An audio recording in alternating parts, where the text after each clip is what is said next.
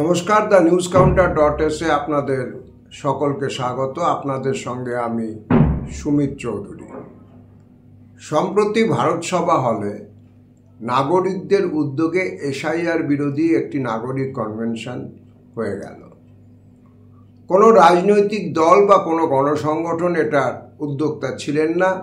মূলত ব্যক্তি মানুষদের উদ্যোগে, যাদের মধ্যে অনেকেই এনআরসি বিরোধী আন্দোলনের সঙ্গে যুক্ত ছিলেন, তাদের উদ্যোগে ছিল এই নাগরিক কনভেনশন। বলা বাহুল্য একটা অত্যন্ত সময়োপযোগী উদ্যোগ, বিশেষ করে যখন আমাদের নিচুতলার যারা মানুষ, তথাকথিত নিচুতলার নিম্নবর্গের জনতার মধ্যে নাগরিকত্ব এবং ভোটার তালিকায় নাম থাকাকে কেন্দ্র করে নানা রকম বিভ্রান্তি এবং ভয়ের জন্ম হয়েছে।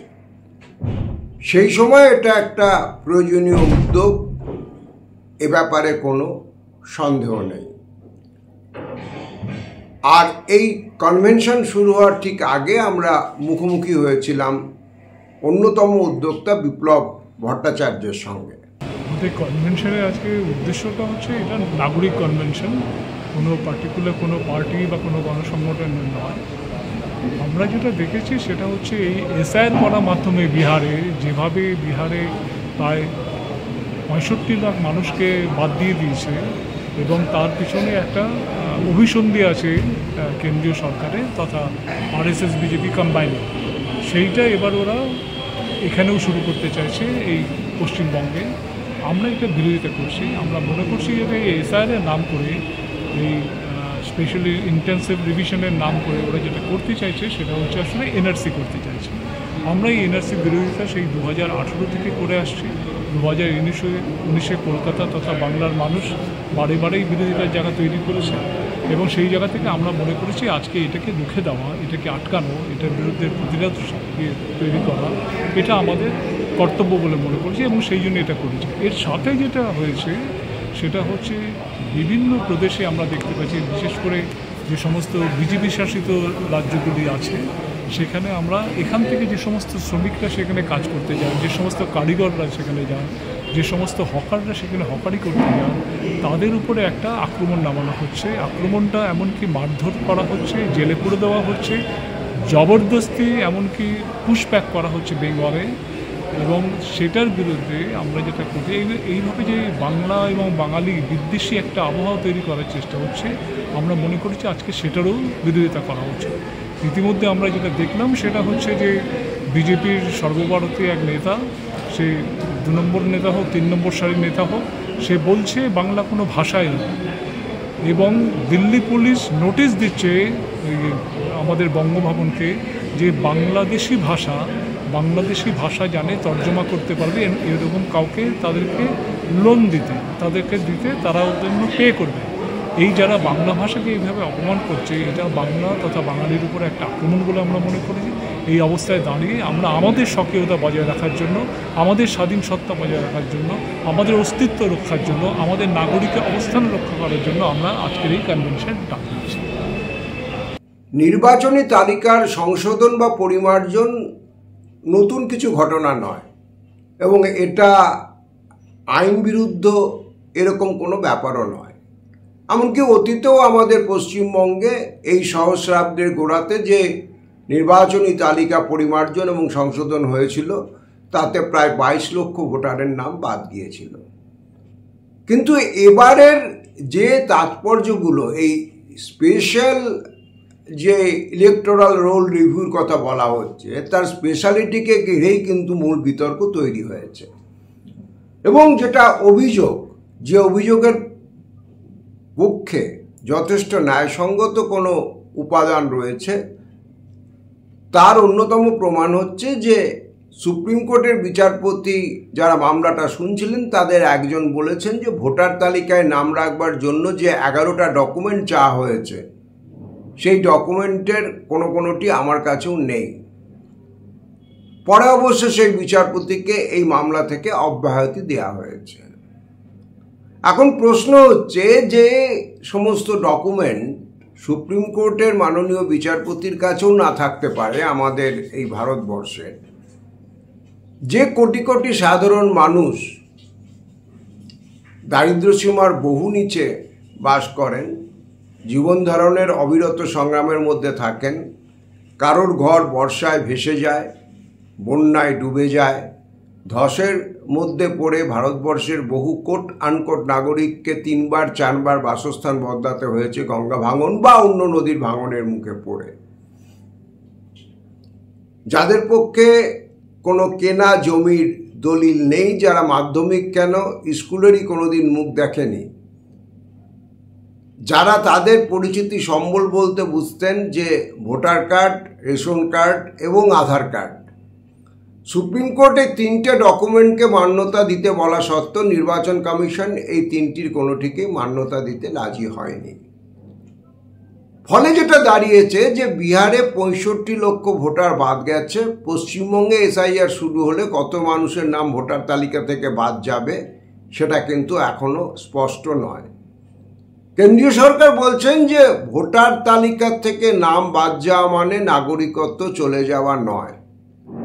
এখন আইনের মারপ্যাঁচ, কোথায় কোন অ্যামেন্ডমেন্ট, কোথায় কোন নোটিফিকেশন, এই সব কিছুর বাইরে সাধারণ মানুষ এতদিন পর্যন্ত তাদের নাগরিকত্বর প্রমাণ হিসেবে ভোটার কার্ডটাকেই বুঝতেন।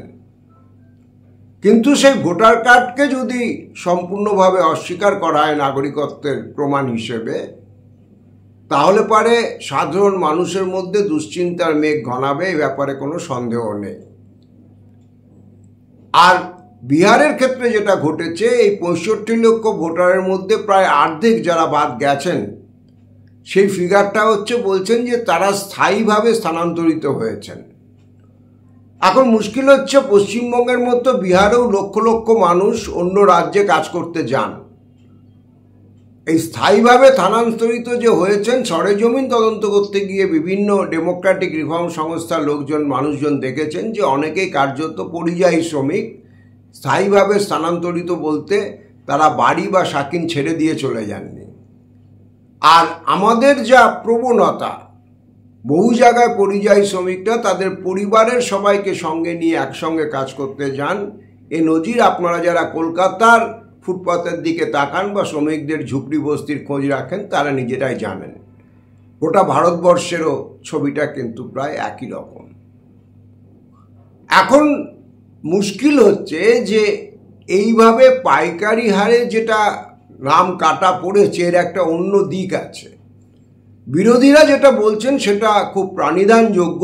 এই ভোটার তালিকায় শুধু নাম বাদ দেওয়া না, নাম ওঠানোর খেলার মধ্যেও কার্যত একটা কেন্দ্রীয় পরিকল্পনা কাজ করছে যে বিরোধীদেরকে কোণঠাসা করা। কারণ বিহারে যাদের নাম বাদ গেছে, যে সমস্ত বিধানসভা কেন্দ্রগুলিতে সবথেকে বেশি নাম বাদ গেছে, লোকসভা এবং গত বিধানসভা নিরিখে দেখা যাচ্ছে সেই সমস্ত বিধানসভাগুলো 90% আসনই হচ্ছে বিরোধীদের জেতা আসন, বিশেষ করে বিধানসভা নির্বাচনকে মাপকাঠি ধরলে।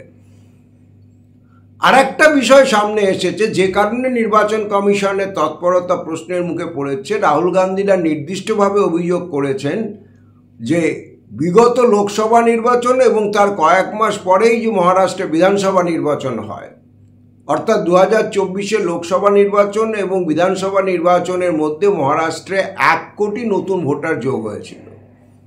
এটা রাহুল গান্ধীর অভিযোগ নির্দিষ্টভাবে। এবং রাহুল গান্ধী আরও বলেছেন যে পরে খোঁজ করতে গিয়ে গ্রাউন্ডে তাদের দলীয় কর্মীরা আবিষ্কার করেছেন এই 1 কোটি ভোটারদের মধ্যে অনেকেরই বাস্তবে কোনো অস্তিত্ব পরে খুঁজে পাওয়া যায়নি। আমি আশা করি বুঝতে পারছেন যে মহারাষ্ট্রে লোকসভাতে বিজেপির বিপর্যয়ের পর কোন ভোজবাজিতে বিধানসভা নির্বাচনে সুইপ করেছে তার ব্যাখ্যার খোঁজেই রাহুল গান্ধীর কিন্তু এই উত্তর। এই অভিযোগ যদি সত্যি হয়, বিশেষ করে রাহুল গান্ধী বলেছেন তারা এমন তথ্য জোগাড় করেছেন যে নির্বাচন কমিশনের বিশ্বাসযোগ্যতা কেঁপে যাবে। এখন এই অভিযোগ যদি সত্যি হয়, তাহলে পারে কিন্তু বুঝতে হবে যে আমাদের গণতান্ত্রিক নির্বাচন প্রক্রিয়ার মূল যে চালিকাকারী সংগঠন নির্বাচন কমিশন, তার তৎপরতা ঘিরেও কিন্তু সন্দেহের মুখে থেকে যাচ্ছে।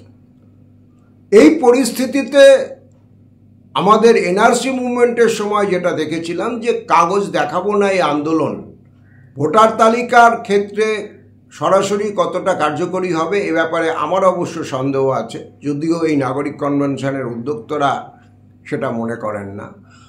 আমার যেটা মনে হয় যে যতদূর সম্ভব ভোটার তালিকা থেকে যৌথ এবং ন্যায্য যে ভোটার রয়েছে, জীবিত ভোটার রয়েছেন, যারা পরিযায়ী অন্য কারণে বাইরে কাজ করছেন, অথবা এই যে নথি, এই নথি যদি না থাকে তাহলে তার বিকল্প নথি বা সুপ্রিম কোর্ট যে 3টে ডকুমেন্টকে মান্যতা দিতে বলেছেন তার পক্ষেও আন্দোলন জোরদার করা উচিত, এবং নিচুতলার মানুষ তাদেরকেও এই আন্দোলনে বৃহত্তরভাবে সামিল করতে হবে। কারণ মূলত আক্রমণটা নেমে আসছে এখন পর্যন্ত, আমি আবারও বলছি, দলিতদের উপর, নিচুতলার মানুষের উপর, যাদের হাতে নথিপত্র, প্রামাণ্য দলিল, দস্তাবেজ এগুলো অতটা সংগঠিতভাবে থাকে না। এই নাগরিক উদ্যোগ একটা সূচনা। আমরা আশা করব যে এই উদ্যোগের পাশে বিভিন্ন স্তরের মানুষ আরও বেশি বেশি করে সামিল হবেন, এবং এই উদ্যোগকে যদি গণ আন্দোলনের রূপ দিতে হয় তাহলে যারা সরাসরি অ্যাফেক্টেড হচ্ছেন তাদের কাছে এই আন্দোলনকে পৌঁছে নিয়ে যেতে হবে, যেটা শাহিনবাগের আন্দোলনের সময় হয়েছিল, যেটা পার্ক সার্কাসের আন্দোলনের সময় হয়েছিল। TheNewsCounter.is এখন এই পর্যন্ত। আমাদের কমেন্ট বক্স খোলা থাকে, আপনারা ইচ্ছে করলে আপনাদের মতামত জানাতে পারেন। দেখা হবে পরবর্তী এপিসোডে। সকলে খুব ভালো থাকবেন।